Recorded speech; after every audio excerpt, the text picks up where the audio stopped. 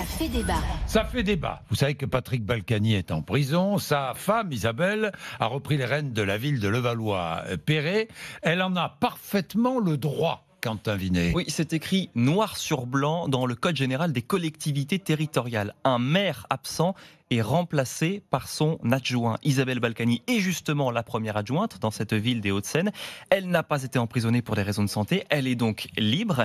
La garde des Sceaux, Nicole Belloubet, trouve cette situation choquante, mais c'est la loi, rappelle l'avocat de Patrick Balkany, maître Éric Dupond-Moretti. Ce qu'a choisi Madame Balkany, sur le plan moral, on peut en discuter à l'infini. Mais le garde des Sceaux n'est pas là pour faire de la morale. Madame Balkany, elle fait ce qu'elle veut. Pour le moment, il est vrai qu'elle n'est pas interdite d'exercer un mandat électif. Ou plus exactement, elle l'est, mais elle a interjeté appel et ça n'a pas vocation à s'appliquer maintenant. Légalement, il n'y a aucun souci. C'est ce qu'elle a choisi de faire. Moi, je n'ai rien à dire là-dessus.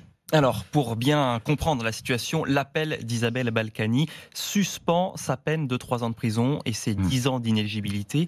On est là face à une faille de la loi, dénonce Jean-Christophe Picard, le président de l'association Anticorps qui lutte contre la corruption. On a quelqu'un de condamné qui fait office de maire par intérim. La situation est de plus en plus malsaine. La loi n'avait pas prévu que le premier adjoint soit la femme du maire et qu'elle soit elle-même condamnée pour les mêmes faits que le maire. Donc il y a effectivement toujours des failles dans la loi. Madame Balkany a échappé à la prison. Elle devrait quand même faire preuve d'un petit peu de retenue. Et encore une fois, si elle n'est pas en capacité d'aller en prison, elle ne devrait pas être en capacité de diriger une ville aussi importante que Levallois-Perret.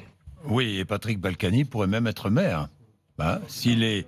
Si sa demande de remise en liberté est acceptée. Candidat, du moins, au mois de mars prochain. Merci Quentin.